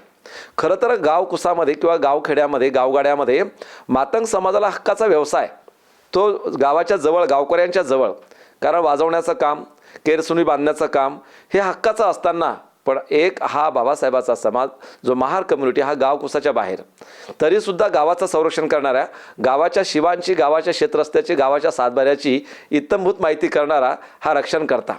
पण तरीसुद्धा आज या बाबासाहेबाच्या समाजाच्या विरोधामध्ये एक वेगळ्या प्रकारचं षडयंत्र या उपवर्गीकरणाच्या माध्यमातून होतंय काय, असं या ठिकाणी नक्कीच आपल्या सगळ्यांच्या डोक्यामध्ये पाल चुकल्याशिवाय राहणार नाही. बंधूजनो, खरं तर उपवर्गीकरण, फोडा आणि झोडाची ही नीती या ठिकाणी वेगळ्या मार्गाने येते आहे आणि त्या अनुषंगानं कुठल्या तरी एका जातीला वेगळ्या पद्धतीची सनद पुरवून त्या ठिकाणी या प्रकरणामध्ये एक हवा भरण्याचं काम केलं जातं आहे. विष्णू कसबे नावाचा माणूस तुम्ही पाहताय, झपाटलेल्या अवस्थेमध्ये, वेगळ्या मुशीमध्ये वाढलेला माणूस आणि कुठेतरी या ठिकाणी वेगळ्या पद्धतीच्या प्रवाहामध्ये त्या तरुणांना बोलण्याच्या तयारीमध्ये असणारा माणूस. हा इतिहास आपण नक्की जाणून घेतला पाहिजे आणि म्हणून आजपर्यंत केवळ आणि केवळ जे शिक्षण पोहोचलेले ते बाबासाहेब आंबेडकरांच्या रिझर्वेशनमुळे किंवा आरक्षणामुळं किंवा या SC प्रवर्गाला असलेल्या एकंदरीतच या राखीव जागामुळं आणि म्हणून आज मांगबाऱ्यामध्ये, महारवाड्यामध्ये किंवा आज या सर्व उपवर्गीकरणाच्या अनुषंगाने ज्या काही जाती आहेत त्या सगळ्या जातीच्या लोकांपर्यंत हे शिक्षण पोहोचलेलं आहे. खरं तर शिक्षणाचं हे दालन खुलं होतं, कुठलंही बंधन नव्हतं, शाळा खुल्या होत्या, नोकऱ्यांची दालन खुली होती. परंतु स्पर्धेच्या युगामध्ये या प्रवर्गातल्या किती लोकांना येता आलं, किती लोकांनी शिक्षणाच्या प्रवाहामध्ये येऊन खऱ्या अर्थानं या ठिकाणी आपल्यामध्ये बदल घडवून आणला, तर ह्याचे उत्तर एक बौद्ध समाज जर सोडला बंधूजनो, बाकीच्यांनी आपले व्यवसाय, आपले संबंध, आपले रिलेशन, आपलं हिंदुत्व या ठिकाणी मनामध्ये ठासून भरण्याचा प्रयत्न केला आणि ते पोचण्याचाही प्रयत्न केला. आज तोच अट्टहास आहे. खरं तर गावखेड्यामध्ये तुम्ही पाहता, मातंगाच्या नवरदेवाला अक्षरशः आजही मारुतीच्या मंदिरामध्ये प्रवेश नाही, हे वास्तविकता तुम्ही नाकारू शकत नाही. महाराष्ट्रामध्ये जेवढ्यात जास्त अत्याचाराचे प्रमाण जे होतात ते मातंगाच्या लोकांवर किंवा महिलांवर होतानाचे आपल्याला दिसतात. परंतु त्या मातंगाच्या झालेल्या अत्याचाराच्या विरोधामध्ये आवाज उठवण्याचं काम केवळ आणि केवळ आंबेडकरी समाज करते, हे वास्तवता आणि सत्यता आपण सर्वांनी जाणून घेतली पाहिजे. आणि म्हणून हे उपवर्गीकरण जर होत असेल तर ते कोणत्या पद्धतीनं व्हायला पाहिजे आणि जर झालं तर मग कुणाचं भलं, चांग भलं कुणाचं होणार आहे हे आपण जाणून घेणार आहोत. आपल्यासोबत जुळलेले आहेत विशेष कार्यक्रमामध्ये ॲडव्होकेट स्मिता कांबळे मॅडम. काय वाटते मॅडम? बघा, जर आपण उपवर्गीकरण होऊ नये ह्यासाठी तर समता दल, कारण मी समता सैनिक दलाची सैनिक असल्यामुळे मी सांगते, 1 वर्षापासून तुम्ही बघू शकता आम्ही लोकांचे अभिप्राय घेतलेला आहे. धम्मचक्र प्रवर्तन जेव्हा असतो त्यावेळेस हजारोच्या संख्येने लोकांनी आपलं मत त्या ठिकाणी नमूद केलेलं आहे की उपवर्गीकरण हे धोकादायक आहे. ठीक आहे, मी तुम्हाला इथे म्हणजे नमूद करू इच्छिते की सपोज उपवर्गीकरण झालंय तर खूप मोठं काही असं नुकसान बौद्ध बांधवाचं होणार नाही, कारण बौद्ध बांधव असा प्रचंड मेहनत घेऊन पुढे आलेला आहे. कारण बाबासाहेबांनी आदेश दिला, शिका, तुम्ही देव बाहेर टाकून द्या, आपली एक बौद्ध सांस्कृतिक ओळख निर्माण करा, स्वाभिमान, ह्या सगळ्या गोष्टी त्याला म्हणजे ह्या सगळ्या प्रगतीला परिणाम करतात. बाबासाहेबांनी आदेश दिला, आम्ही ते सगळं केलं. बाबासाहेबांनी मातंग बांधवांच्या देखील परिषदा घेतल्या. त्यांनी त्यावेळेसच जर विचार स्वीकारला असता, म्हणजे व्यावसायिक चालत आलेले परंपरागत व्यवसाय सोडून, तर आज मातंग बांधवाची परिस्थिती फार वेगळी असते नक्की. आणि आजही ते त्याच विचाराला बुरसटलेले आहे, होय. हिंदुत्ववादी विचाराला. त्याच्यामुळे विकास न होण्याचं हे देखील एक कारण आहे. सांगण्यास तात्पर्य उपवर्गीकरण केल्यामुळे जे एक संभ्रमित वातावरण तयार करण्यात येतं की लाभ होणार, ते लाभ अजिबात होणार नाही आहे. उलट फक्त आणि फक्त नुकसानच होणार आहे. आता बघा की 2011 पासून तर काही जनगणना झालेली नाही आहे. जो निधी म्हणजे विकासाचा जर उच्चांक आपण बघितला, विकासाच्या संदर्भामध्ये अनुसूचित जातीचा जो निधी येतो तो तर फक्त 75% खर्च करण्यात आला. 25% तो वापस म्हणजे गेलेला आहे तो निधी. म्हणजे त्याचा डाटा माझ्याकडे उपलब्ध आहे आणि दरवर्षी वेगवेगळ्या डिपार्टमेंटला वितरित करण्यात येतो. पण जी घोषणा करण्यात येते जेवढ्या कोटीची, तेवढा कोटी कुठे मिळतोय? म्हणजे जवळपास आता आपली बौद्धांची लोकसंख्या 95 लाख आहे जवळपास, आपण असं समजून चालू. जर उपवर्गीकरण केलं, आता जर तेलंगणाचा आपण म्हणजे अप्रोप्रिएट डाटा घेतला, आता तेलंगणाचं नुकतंच उपवर्गीकरण झालेलं आहे, तिथे काँग्रेसची सरकार आहे, ठीक आहे. म्हणजे जी आता काँग्रेसची जरी सरकार असली तरी जातीय चरित्र इथं मॅटर करतं, राईट. आता तिथे जे आहेत म्हणजे बघा माला मादिका यांना लोकसंख्येनुसार तिथे म्हणजे लोकसंख्येनुसार नाही, मातंग आणि इतर 14 जातींना 1% मिळालेला आहे, ठीक आहे. म्हणजे तेलंगणाचा जर आपण डाटा बघितला तर एकूण 15% तिथे आरक्षण आहे आणि 3 ग्रुप बनवण्यात आलेले आहे अनुसूचित जातीचे. त्याच्यामध्ये मातंग आणि इतर 14 जातींना मिळून 1% दिलेला आहे. मादिका व इतरांना त्याच्यामध्ये 17 जाती मादिका याच्यामध्ये त्यांना 9% दिलेला आहे. आणि माला समुदाय ज्याची जवळपास 57 लाखपेक्षा अधिक आहे, 67 लाखपेक्षा अधिक आहे आणि मादिकाची 57 लाख जवळपास आहे, तर त्यांना 5% देण्यात आलं आहे. म्हणजे हे म्हणजे असं होऊ शकतं मॅडम, नाही असं होऊ शकतं की जिसकी जितनी संख्या भारी उसकी उतनी भागीदारी, म्हणजे तसं आपल्या वाट्यावर पण येऊ शकते. ह्यानुसार चालायला हवं राज्य सरकारने, पण तेलंगणा सरकार चाललं नाही ना. म्हणजे माला आणि मादिगामध्ये वाद सुरू झाला, तिकडे युपीला तसंच वाद सुरू झालेला आहे अनुसूचित जातीमध्ये. म्हणजे लोकसंख्येच्या आधारावरती प्रतिनिधित्व त्यांना दिलं नसल्यामुळे, तितके टक्के रिझर्वेशन न मिळाल्यामुळे, ठीक आहे. आणि तसाच वाद होण्याची भीती आहे. जी आनंद बदरची जी कमिटी बसवलेली आहे तो डाटा कुठला सादर करणार? कारण तिथे एक लाईन लिहिलेली आहे, जे DY चंद्रचूड सरांच्या जजमेंटमध्ये जी लाईन आहे की ह्या जो डाटा येईल त्याचं अनालिसिस कोर्ट करेल.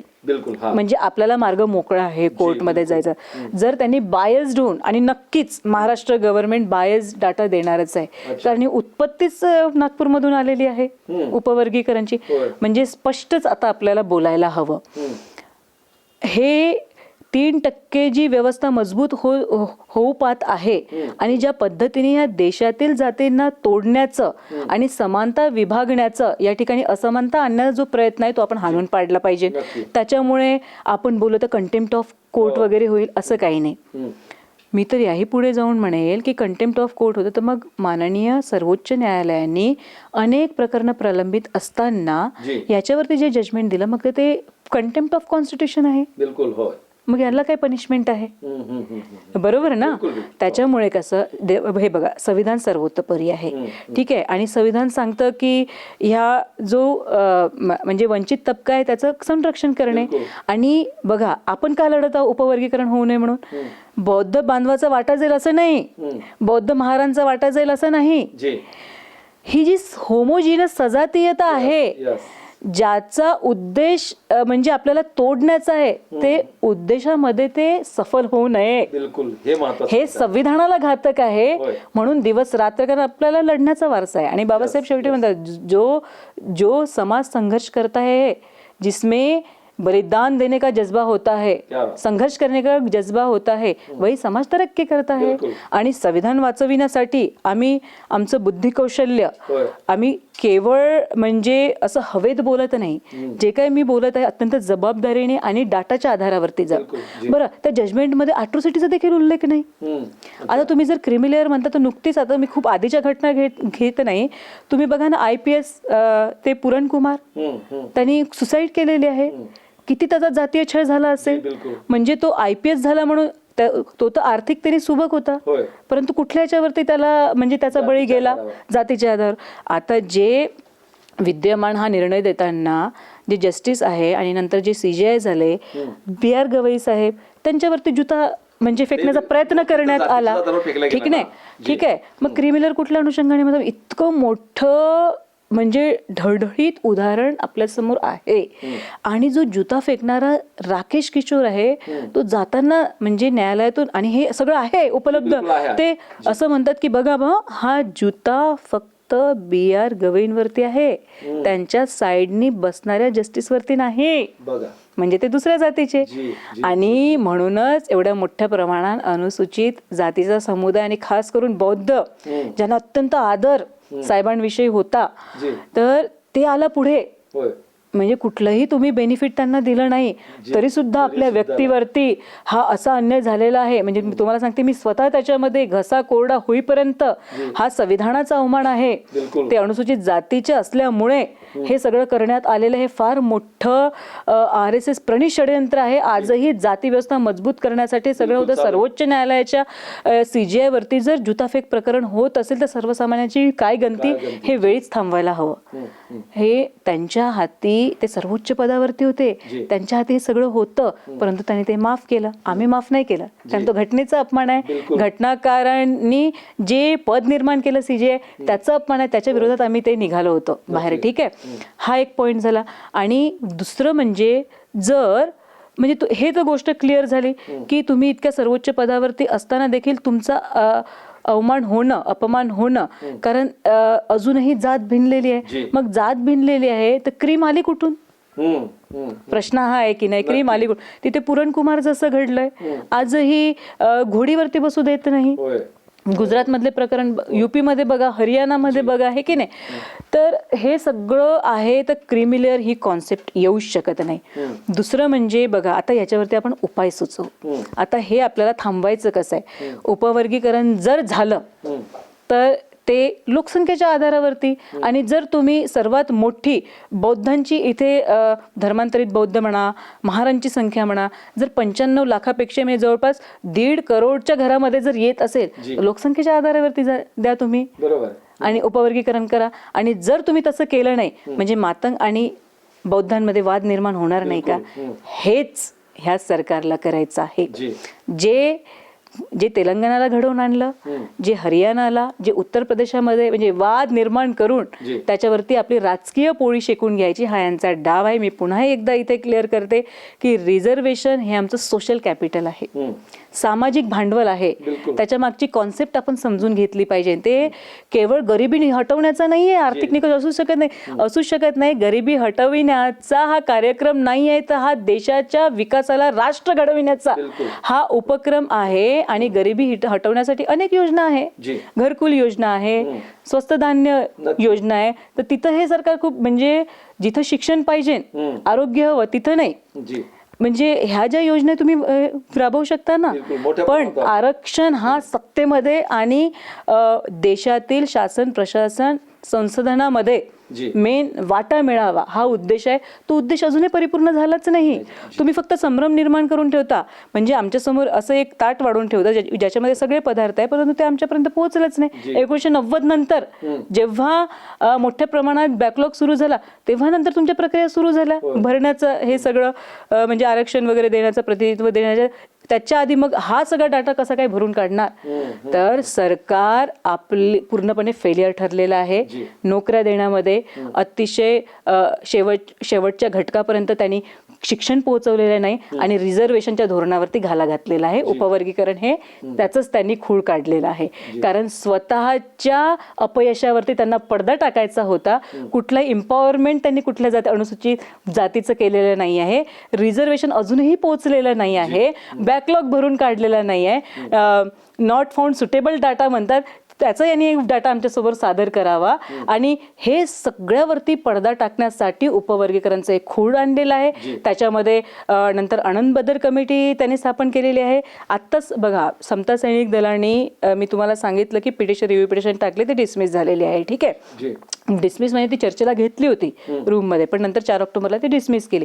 त्याच्यानंतर आम्ही अभिप्राय देखील घेतलेल्या लोक याच्या विरोधामध्ये आहे. ठीक आहे, मातंग बांधवांमध्ये आणखी जनजागृती करण्यासाठी आमचा प्रयत्न सुरूच आहे. समता सैनिक दलाने त्या दिवशी विधानमंडळावरती हिवाळी अधिवेशनामध्ये मोर्चा देखील काढलेला आणि हे निवेदनही दिलेलं आहे संजय क्षीरसाट साहेबांना. आणि त्यांनी म्हटलं देखील की हा जातीमध्ये भांडणं लावण्याचा प्रकार आहे, हे त्यांचं वाक्य आहे. आम्ही त्यांना म्हटलं की बघा, तुमच्या पद्धतीने तुम्ही थांबवू शकत असेल तर ठीक, ना तर अन्य मार्ग देखील लढण्याचे मार्ग, कारण आम्ही संविधानाला मानणारे, संविधानाच्या चौकटीमध्ये आंदोलन करणारी जनता आहे, आंबेडकरी जनता. आणि त्याच्यामुळे आम्हाला यांचे षडयंत्र समजणारा, बघा हा जो संघर्ष आहे हा ब्राह्मणवाद आणि बौद्ध संस्कृती याच्यामधील संघर्ष आहे. उपवर्गीकरण हे त्याचंच फळ आहे, हे लक्षात घ्या. याचं सगळं मूळ याच्यामध्ये आहे, ठीक आहे. आणि जर ही आम्ही आता त्या दिवशी बघा रविवारला उपमुख्यमंत्र्यांनी दीक्षाभूमीला भेट दिली आणि समता सैनिक दलाला देखील त्यांनी भेट दिली. समता सैनिक दलाविषयी त्यांनी उत्सुकता म्हणजे जाणून घ्यायचा प्रयत्न केला. आम्ही त्यांना ते सांगितलंही आणि हेही सांगितलं की उपवर्गीकरण आणि क्रीमी लेअरचे धोके आम्ही त्यांना सांगितले, कुठलं नुकसान होणार आणि असंविधानिक ते कसं आहे, आर्टिकल 341चं उल्लंघन कसं माननीय सुप्रीम कोर्टने केलेलं आहे हे त्यांनी आम्ही अगदी रीतसर आम्ही समजून सांगितलेलं आहे. आतापर्यंत किती सूची आलेलं आहे, राष्ट्रपती ते सूची कशी जाहीर करतात हे सगळं आम्ही त्यांना सांगितलं. 10 सूची, मग ST मध्ये 6 ऑर्डर्स कसे आलेले आहेत आणि तुम्ही उपवर्गीकरण करू नका हे देखील आम्ही त्यांनी सांगितलं. त्यांनी आम्हाला आश्वासित केलं की तुम्ही चर्चेला या, यावरती मी समता सैनिक दलाच्या शिष्टमंडळाला वेळ देण्यासाठी तयार आहे आणि याच्यावरती रीतसर आपण चर्चा करू असं त्यांनी म्हटलं. आता आम्ही चर्चेला जाऊच, पण असंही म्हणजे उपवर्गीकरण आम्ही होऊच देणार नाही आणि क्रीमी लेअर तर फार दूरचा म्हणजे भाग आहे. पण जर उपवर्गीकरण झालंच तर अजूनही न्यायालयाचा मार्ग मोकळा आहे. ते डाटा जर तो बायस्ड असेल, लोकसंख्येच्या आधारावरती नसेल, तर अर्थातच येथील जे प्रतिनिधी आहे इंटेलेक्च्युअल ते नक्कीच सुप्रीम कोर्टमध्ये धाव घेतील. आणि ते 7 जजेसचं बेंच होतं, त्याच्यामध्ये जे वर्गीकरणचा फेवर घेणारे त्या दिवशी निवेदन द्यायला आलेले आमचे मातंग बांधव होते. ते म्हणाले की आता आपण काय करू शकतो मॅडम, सर्वोच्च न्यायालयाचाच हा निर्णय आहे. तर मी त्यांना सांगितलं ते 7 बेंच आहे, मग 6 जे एकेने निर्णय दिला बेला त्रिवेदी त्यांचं जजमेंट का अंधारात ठेवण्यात येत आहे, त्यांच्या जजमेंटवरती का चर्चा करण्यात येत नाही आहे. ते तर अत्यंत तार्किक आणि संविधानाला धरून दिलेलं जजमेंट आहे. तिने सांगितलं की संविधान विरोधी आहे, हा होमोजिनस आहे, हेट्रोजिनस नाहीये, हा अनुसूचित, मग त्याच्यावरती का चर्चा होत नाही. तर मग ते शांत बसले, कारण त्यांना अभ्यासच नाही ना, त्यांनी जजमेंट ते वाचलेलं नाही. मी त्यांना हे सांगितलं की ते 7 जजेसचं घटनापीठ बसलं, आम्ही जेव्हा याला चॅलेंज करू तेव्हा 9 घटनापीठापुढे ही केस मांडू, बरोबर. आणि ठीक आहे त्यांनी निर्णय द्यावा, पण आमचं हे म्हणणं आहे की सर्वोच्च न्यायालयाने सगळा इतिहास आणि सगळ्या डाटाच्या आधारावरती ॲट्रोसिटीज किती झालेला आहे NCRBचा डाटा चेक करावा, कॅटचा डाटा चेक करावा, नोकऱ्यामध्ये किती प्रतिनिधित्व मिळालेलं आहे, शिक्षणामध्ये किती प्रतिनिधित्व मिळालेलं आहे, या सर्वांचा सांगोपांग अभ्यास करून मग त्याच्यावरती बोलावं. तो निर्णय आम्हाला मान्य राहील. मग जर तो उपवर्गीकरणाचा असेल तरी मान्य राहील, पण तुम्ही याच्यामध्ये डाटाच दिला नाही तर मग तो मान्य कसा. हा आमचा एक मूलभूत आणि तार्किक आणि योग्य प्रश्न आहे. त्याच्यामुळे आम्ही सुप्रीम कोर्टमध्ये जाणार. आता आनंद बदर कमिटी ही रद्द करण्यात यावी, त्या दिवशी आम्ही उपमुख्यमंत्र्यांना निवेदन दिलं आणि सोबतच अनुसूचित जातीमधील बौद्ध ज्याची लोकसंख्या जास्त आहे तर त्याचा एकही प्रतिनिधी नाही, तुम्ही आपलंच मताने करता, म्हणजे ही मनमानी झाली, हे लोकशाही विरुद्ध झालं, ही हुकुमशाही झाली. ही हुकुमशाही संविधान विरोधी आहे, हे आपल्याला थांबवावं लागेल. आणि उरले जे 58 जाती आहे त्यांचं प्रतिनिधित्व करणाऱ्या प्रतिनिधीचं तुम्ही सूचना आणि मत मागवा. एकच जात पुढे येते आणि तेही संपूर्ण जात नाही, त्यांचे फक्त जे RSS प्रणित एजंट आहे, जे पुढारी आहे, तेच फलक घेऊन 4 जण. खरं तर मॅडम अजून गावखेड्यातल्या मागवाड्यातल्या प्रत्यक्ष त्या मातंग भावाला, जो अशिक्षित आहे, जो वेल एज्युकेटेड मुलगा आहे, त्याला हे अजून नाही माहित काय होऊ आलं म्हणून. एक्झॅक्टली. आणि दुसरं म्हणजे जेव्हा जेव्हा मातंग बांधव आंबेडकरी विचारधारेकडे वळतं तेव्हा तेव्हा कुठेतरी यांचे नेते उभे करण्यात येतात. आता अण्णाभाऊ साठेंना केलं तर स्वतःच म्हणतात की जग घालवणे घाव सांगून गेले माझं भीमराव. तर अण्णाभाऊ साठेंनाही मानणारा वर्ग, आम्ही अण्णाभाऊ साठेंना मानतो, तर पुन्हा ते आंबेडकरी विचाराकडे येतात, अरे यांना कसं थांबवायचं. म्हणून हे जे आपले विद्यमान मुख्यमंत्री आहे, मला असं वाटते त्यांनी याचा संपूर्ण भार स्वीकारावा, म्हणजे विकासाचा. त्यांनी संपूर्ण महाराष्ट्राची जनता ही माझी जनता, भेदाभेद कशाला, पण ब्राह्मणांचं ब्रेन ते विदिन ब्रेन चालतं, इतकं सोपं नाही. आणि मुख्यमंत्री ते स्वतः निर्णय देणार नाही, ते आपल्यातीलच पंतप्रधान बसवतील ओबीसीचा, आपल्यातीलच एसटी राष्ट्रपती बसवतील, आपल्याला वाटतं हे आपले आहे, आपल्यातीलच अनुसूचित वर्गातील तिथे चीफ जस्टिस बसवतील आणि आपल्याकडूनच लोकांना निर्णय देण्यासाठी बाध्य करतील. हे यांची ब्राह्मणी नीती आपण समजून घेतली पाहिजे. 3% लोकांची आज जर आपण 75 वर्षामध्ये अनुसूचित जाती जमाती समुदाय आणि ओबीसी वर्ग जर एकत्र येऊन, म्हणजे बघा ओबीसीचा तर आधी विचार केला बाबासाहेबांनी 340 कलम देऊन, म्हणजे बाबासाहेब केवढे कनवाळू, म्हणजे त्यांनी म्हटलं की यांनी अन्याय अत्याचार केला बाबा, आम्ही आता म्हणजे आता हेच आहे रिव्हेंज घेण्याचं, पण ते बुद्धाचे अनुयायी होते, केवढे कनवाळू. आता फक्त मी शेवटचा मुद्दा मांडते दादा आणि इथे थांबेल. मी उपाय तर तुम्हाला सांगितलेलेच आहे, परिणाम काय होणार म्हणजे विभाजित करायचं कोटात कोटा. तुमच्या माध्यमातून किंवा ह्या मुलाखतीच्या माध्यमातून मातंग भावांना किंवा आपले जे मातंग बंधू आहेत त्यांना एक स्पेसिफिक एक्झॅक्टली एक संदेशही गेला पाहिजे. तर जेव्हा जे आंबेडकरी समुदायाकडे आंबेडकरी विचारधारा स्वीकार करण्याचा आपल्या लोकांची प्रगती कशी झाली आणि आपणही त्यांच्यासाठी लढतोय ना, त्यांच्या अधिकारासाठी. हा आमचं आम्ही कधीच, आता बघा म्हणतात आमच्या हिस्स्याचं खाल्लं, काहीच आधार नाही आहे बरं. मग किती आमदार असायला हवे होते आपले? 17 ते 20च्या दरम्यान असायला होते. किती आहे? किती? 8, 9, 10. ठीक आहे, मग कोण खाल्लंय? एससी समुदायापैकी वेगळे जातील, पण आपण म्हणतो का? नाही, कारण बौद्ध समाज हा एससीला एक समूह मानतो, एक जीव मानतो. म्हणून तो मातंग जातीमधला आमदार असू द्या, चांभार जातीमधला असू द्या, वाल्मिकी जातीमधला, ते आमचे आहेत. म्हणजे पण तुम्ही बौद्ध असल्यानंतर म्हणजे कसं तुम्ही उमेदवारी, हे सगळं मतदारसंघामुळे झालेलं आहे बरं. त्यावेळेस जर आम्हाला म्हणजे जे पुणे कराराने आमचं एवढं मोठं नुकसान केलंय, खऱ्या अर्थाने जे 2 वोटचं होतं, म्हणजे दलित समुदायातून जाणारा प्रतिनिधी आणि ओपन वर्गामधून, म्हणजे स्वतंत्र मतदार संघ न मिळाल्यामुळे त्याची खंतही बाबासाहेबांना होती. आणि म्हणूनच त्याचा आजपर्यंत आपण निषेध करत आहोत आणि पुढेही करत राहू. आणि स्वतंत्र मतदारसंघ आजच्या घडीला कसं लागू होणार, मला वाटते आपल्या संविधान तज्ज्ञांनी, कायदे तज्ज्ञांनी याच्यावरती लढा देऊन विचार विनिमय करून एक विचार करून, आता बाबासाहेबांनी जे अपूर्ण म्हणजे अपूर्ण स्वप्न त्यांनी सगळंच पूर्ण करून ठेवलेलं आहे, फक्त त्या अनुषंगाने आपल्याला लढा द्यायचा आहे. आणि बाबासाहेब स्वतःच म्हणतात की जोपर्यंत संविधान जिवंत आहे समझून जा, तोपर्यंत मैं जिवंत है. मेरे तस्वीर से ज्यादा मेरे विचारों पे चलो, क्योंकि ये लड़ाई सिर्फ और सिर्फ विचारों की है. म्हणून लढणं आपल्याला आवश्यक आहे. संसद आवारा बनवू देऊ नका. संसदेमध्ये जे स्टेटमेंट होतं तसं होऊ देऊ नका. जसं ते आंबेडकरी एक फॅशनाचं झालं ना, ते आवार म्हणजे जब रास्ते वीरान और संसद आवारा होते तब समझ जाना की लोकतंत्र खतरे में है. असं एक फार सुंदर एका कवीने म्हटलेलं आहे. ते होऊ देता कामा नये. 140 करोड जनता जर इथे राहत आहे आणि उपवर्गीकरण, क्रीमी लेअर आणि संविधानावरती हल्ला होत असेल तर कमीत कमी 5 करोड जनतेने रस्त्यावरती उतरणं आवश्यक आहे की नाही. म्हणून आता विधान भवन, प्राईम मिनिस्टरच्या ऑफिसवरती किंवा इतर ठिकाणी हे मोर्चे नेण्यापेक्षा मला असं वाटतं we the people of India, आपल्याला अभिव्यक्ती स्वातंत्र्य दिलेलं आहे, याच्यानंतरचे मोर्चे जर संविधानाचं उल्लंघन करून जातीला तोडण्यासाठी, मनुवाद मजबूत करण्यासाठी जर निर्णय येत असेल तर मला असं वाटतं याच्यानंतरचे मोर्चे हे सुप्रीम कोर्टावरती न्यायला हवे. कारण अमेरिकेमध्ये असंच निग्रो लोकांच्या हक्क अधिकारासोबत तेथील सर्वोच्च न्यायालयाने जेव्हा खेळण्याचा प्रयत्न केला, त्यांच्यावरती अन्याय करण्याचा प्रयत्न केला, सरळ मोर्चे तिथे गेले, तेव्हापासून ते 17व्या विचार करतात त्यांच्या विरोधी निर्णय देण्याचा, अन्याय करण्याचा.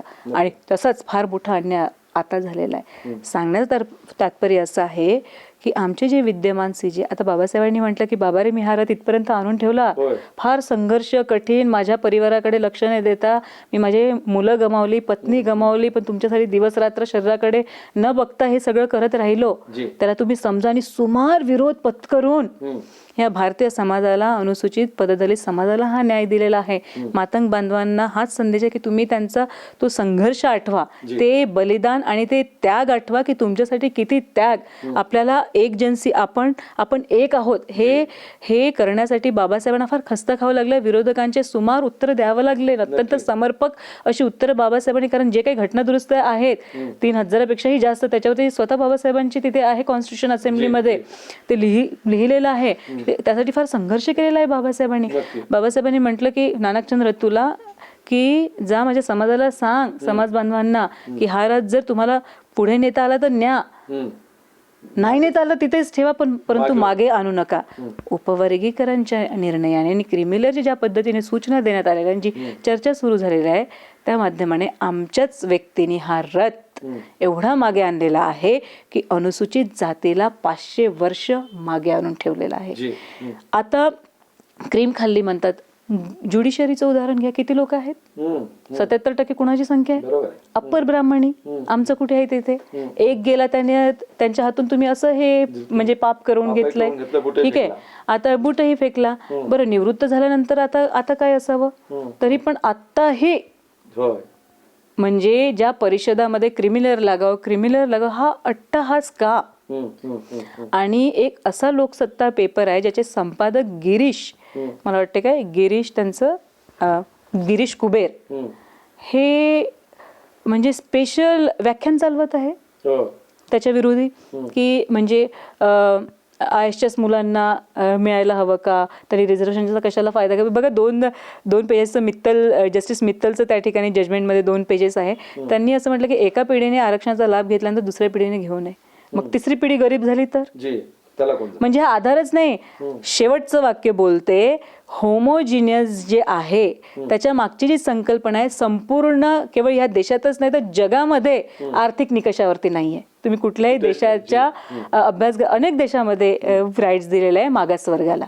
आणि म्हणूनच बाबासाहेबांनी हे जे उपवर्गीकरण आहे त्यामध्ये आर्टिकल 14, 15, 48 याचं उल्लंघन केलेलं आहे.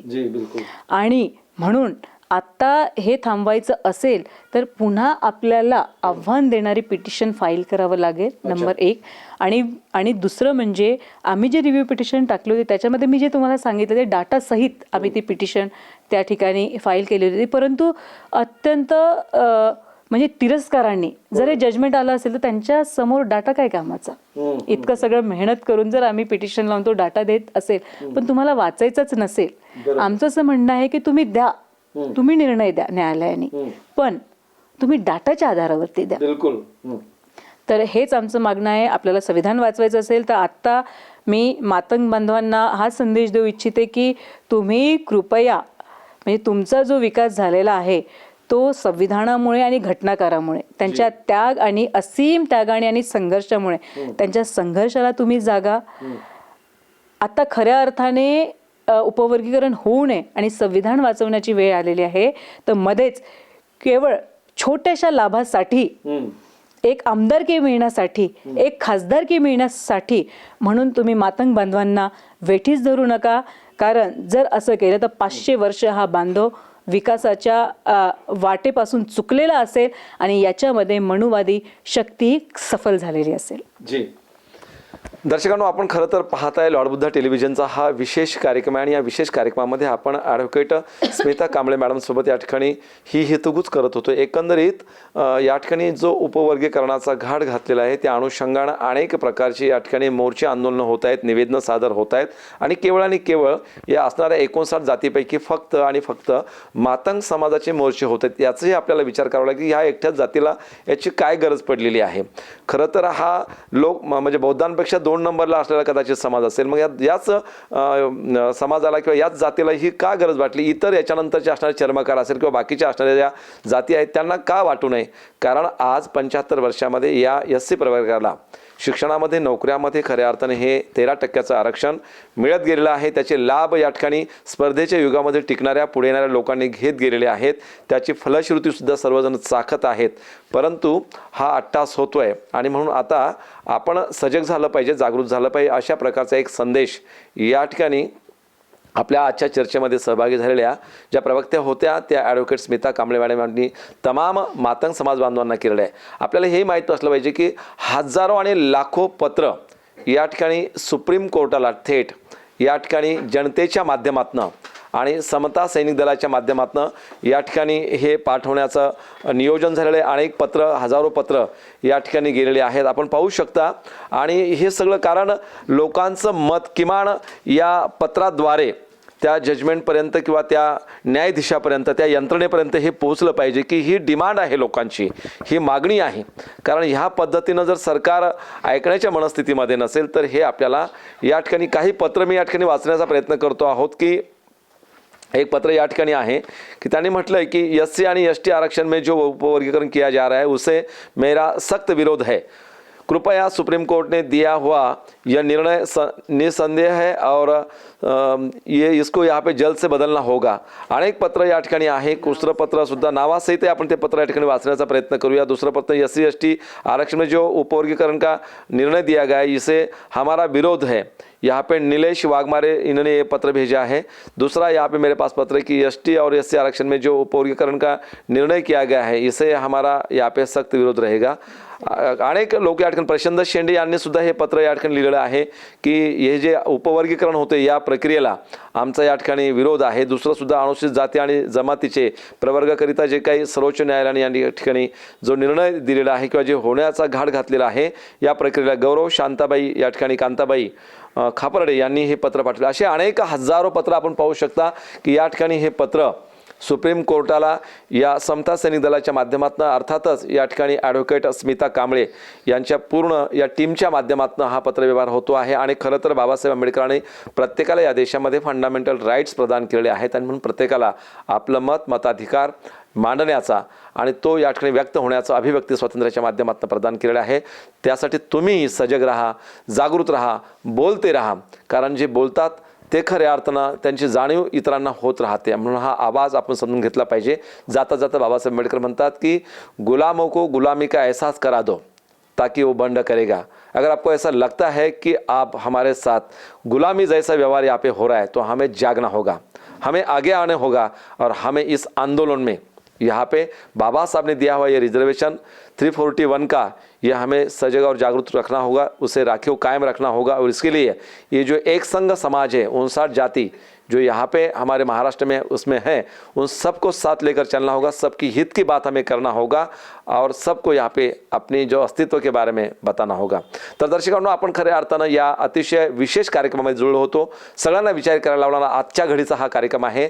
SC ST किंवा SCचं जे काही उपवर्गीकरण होऊ घातलेलं आहे त्या अनुषंगाने आपण ॲडव्होकेट स्मिता कांबळे मॅडम ज्या या ठिकाणी सर्वोच्च न्यायालयामध्ये प्रॅक्टिस करतात गेल्या 11 वर्षापासून समता सैनिक दलाच्या माध्यमातून राष्ट्रीय स्तरावरच्या त्या या ठिकाणी एक त्याला लीड करतायत आणि वेगवेगळ्या आंदोलनामध्ये सहभागी होत आहेत. आपल्यासोबत मॅडम तुम्ही आलात.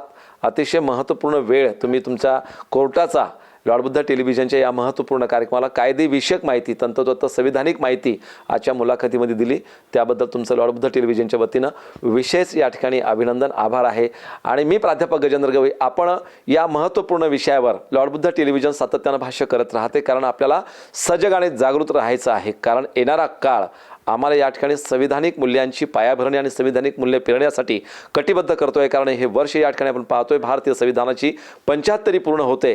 असंच येणारे अनेक हजारो वर्ष या देशाची ही घटना बाबासाहेबांची ही लेखणी अबाधित ठेवून इथल्या शोषित, पीडित, वंचित घटकाला न्याय देण्यासाठी आंबेडकरवादी या समूहानं पुढाकार घ्यावा अशी ही एक या ठिकाणी आव्हान वजा विनंती या ठिकाणी लॉर्ड बुद्धा टेलिव्हिजनच्या वतीनं करतो. आणि इथेच माझ्या वाणीला पूर्णविराम देतो. बघत राहा तुमचं आमचं हक्काचं देशातलं पहिलं बुद्धिस्ट आणि आंबेडकरजाई संविधानिक चॅनल ज्याचं नाव आहे लॉर्ड बुद्धा टेलिव्हिजन. मी प्राध्यापक गजेंद्र गवई, कॅमेरामॅन विकास जीवनेसह. बघत राहा लॉर्ड बुद्धा TV. तोपर्यंत जय भीम, नमो बुद्धाय, जय संविधान. आणि मुख्य म्हणजे हा जो उपवर्गीकरण संदर्भात जे काही चर्चा सुरू आहे त्याच्यामध्ये लॉर्ड बुद्धा TVचे मी विशेषतः आभार मानेल.